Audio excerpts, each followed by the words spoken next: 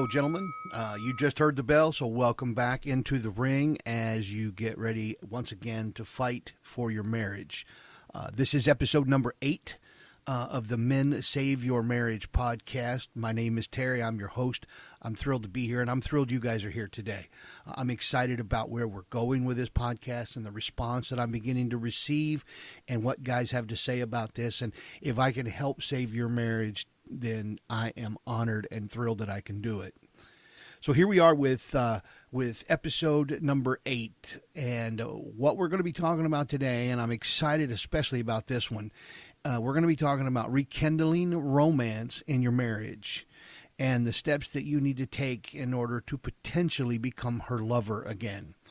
The men that I coach and the men that I talk to as we talk about their marriages and even as I think on mine and return to what, I've told you before, I did an autopsy on my failed marriage. That's where I learned what I know now.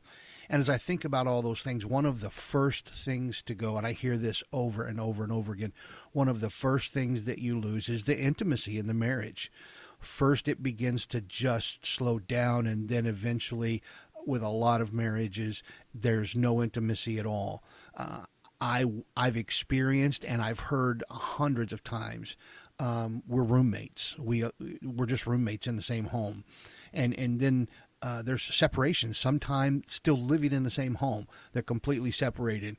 So what are some of the steps, and how are you going to begin as you work to save your marriage? How are you going to begin to introduce romance back into that? This isn't going to be one of those movie things where you whisk her up and take her off to the bedroom. That's not going to happen, because in the real world, there's been arguments, there's been conversations, there's been separation, there's been distance between you. So you're not typically going to just jump right back into maybe the way things were in the beginning. And so it's going to take some work. And as you know, and I've said before, I believe it's up to the men. I believe the men can save the marriages, and that's why I'm here. That's why you're here, is because you believe you can save your marriage, and I believe you can too. I've seen it done. I've talked with and counseled and coached men who've done it, and while mine hasn't been saved, I want to use what I learned when I realized that I was the problem in mine and help you guys not become the problem in yours, or solve the problem in yours before it's too late. So let's get into this. You ready? Rekindling the Romance in Your Marriage, episode number 8 of the Men Save Your Marriage podcast. So romance isn't just about the dating stage. I'm going to introduce you a couple of concepts here today that kind of flush this out, but this episode is to provide some practical tips for you to maybe become romantic, loving partners ultimately again, but how you can begin to take the first steps and where you can go. Because there's been, years of emotional drift and separation, as I was just discussing. Again, I coach some guys where they're separated, living in the same home. So we're going to talk about some different things, whether it's dating ideas or spontaneous gestures, and how to emotionally reconnect.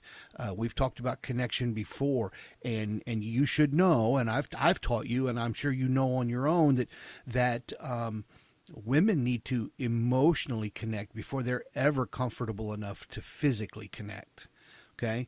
All these things are discussed. So we're going to talk about some of these things. So let's just jump into this. As always, I'm going to bring you 3 points. I just try to keep it simple with 3 points and elaborate on each of those 3 and go from there.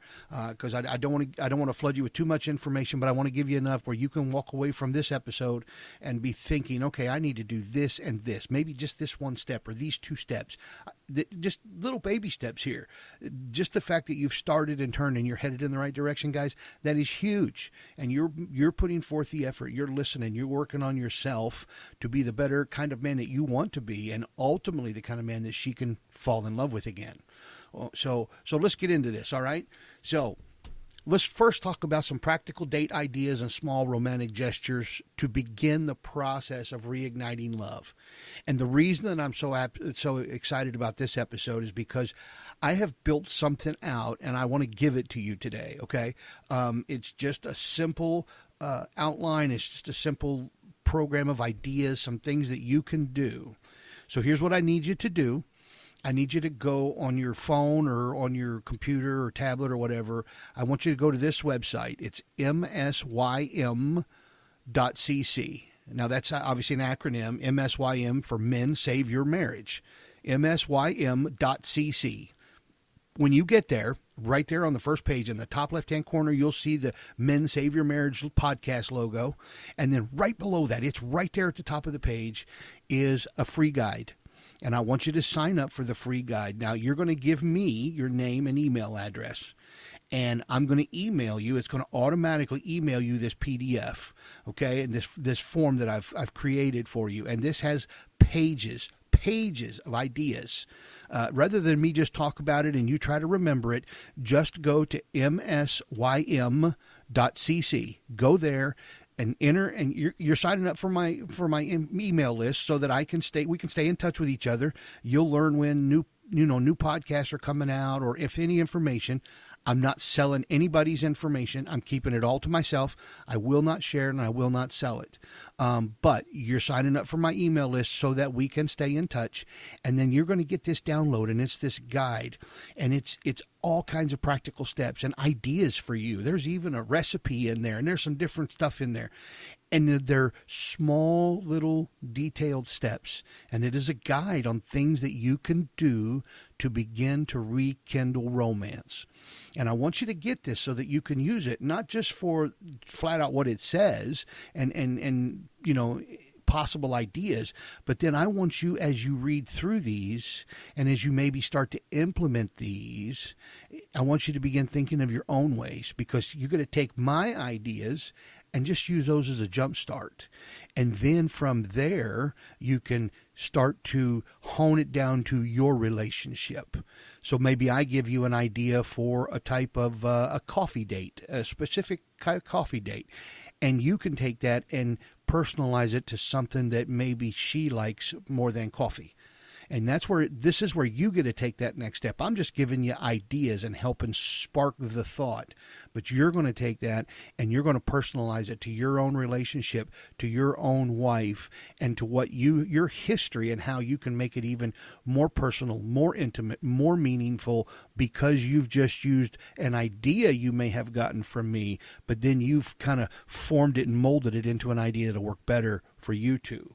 So that's the first step, guys. These is the date ideas and the romantic gestures, and these can be the beginning steps on how to reignite love. So I'm begging you, I'm telling you, go right now, msym.cc. Go there. You'll see it, big, bright yellow, a guide to rekindle romance. That's the first step. That's phase one, right out of the gate, okay? That's where you begin. Because it's good. What it's going to do is it's going to spark those thoughts and those ideas in your mind. And then you can use the ones that are on the page in front of you, or you can use the ones that it sparks in your mind, or you can use them all. Please use them all. Okay, so that's the first step. That's where we begin for practical date ideas and small romantic gestures to ignite love, to reignite love. msym.cc. Go there, download the guide. You will not regret it. Now, the second one, let's talk about how to rebuild emotional intimacy before physical intimacy. Again, a woman has to be emotionally intimate before she can be physically intimate. Okay? In a relationship, in a really committed relationship. So how can you build or rebuild emotional intimacy? I'm going to get a quick sip of coffee here. I'm going to introduce you to two words, just two words. Unexpected kindness. I want you to think back to when you and her first met. You see the girl and you notice the girl, and then you realize you're kind of crazy about the girl. You're attracted to her, you want to be with her, you want to be around her, you want to spend time with her. So how did you get and win the girl? It's easy. Unexpected kindness. Everything was new between the two of you. Everything was. So dating was new. There were different customs that maybe you now take for granted years later, but they were new then. And she didn't know when you showed up. Were you going to bring a card that said something nice? Were you going to bring her a gift? Were you going to bring flowers? None of that was new. She didn't know what to expect. And in the dating process, you had the opportunity to surprise her with these unexpected kindnesses. And through that, she began to fall in love with you as you were falling in love with her. Well, one of the things that I learned in my own marriage over time is that those unexpected kindnesses now become expected. And I want to give you a perfect example.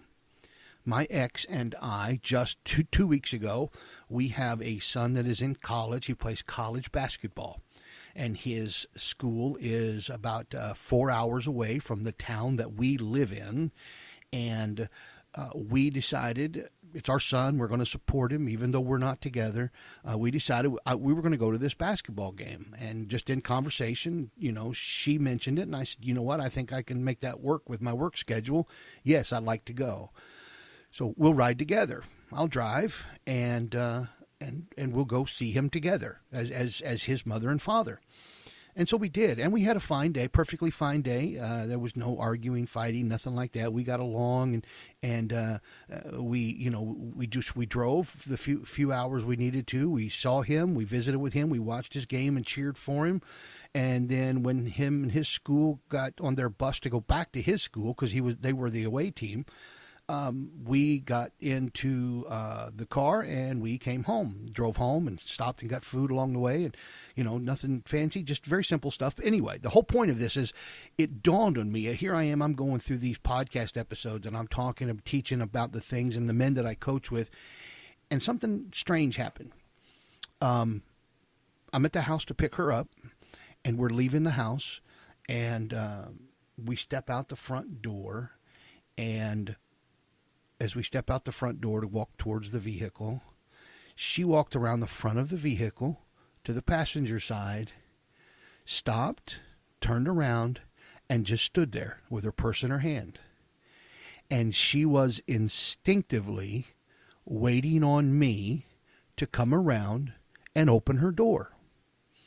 She never said anything. I never said anything. It was just instinct.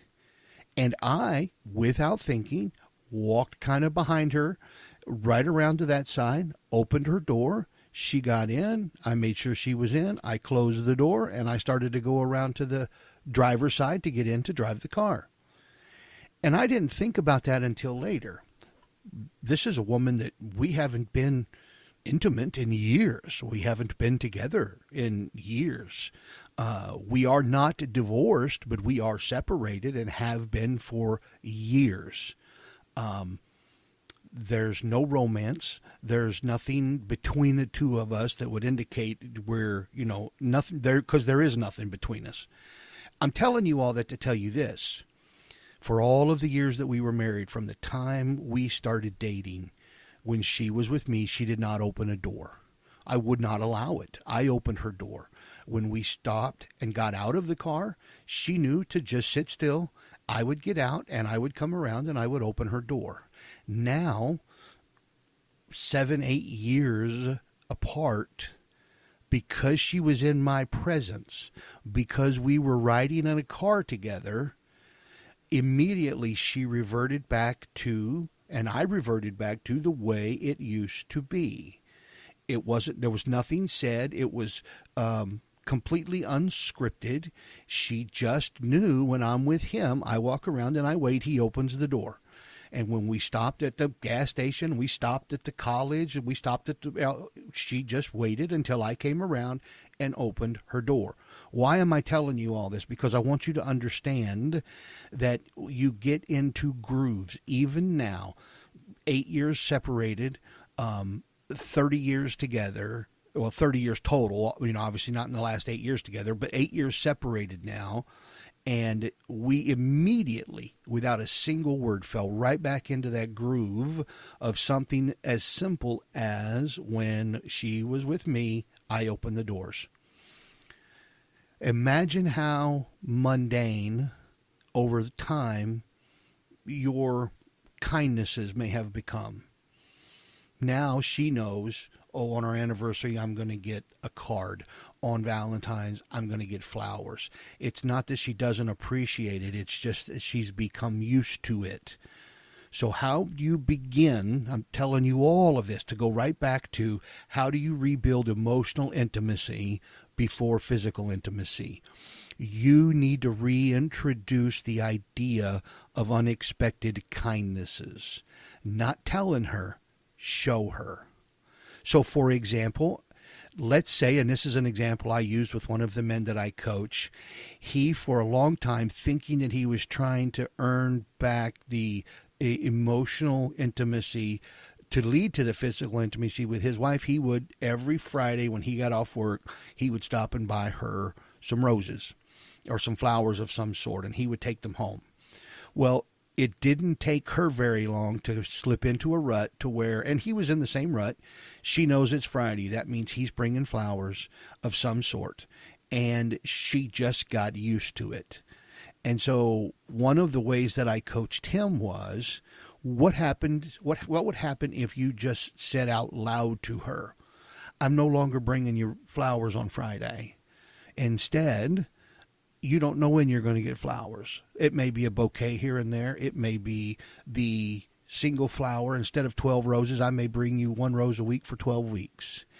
And all he did was introduce variety, introduced the unexpected, and that led to a deeper intimacy emotionally with her, because now she was always being caught off guard.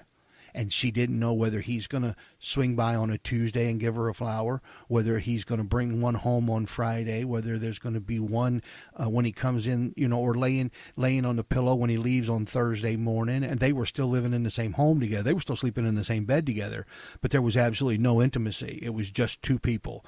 And he started to reintroduce that through not the same old thing.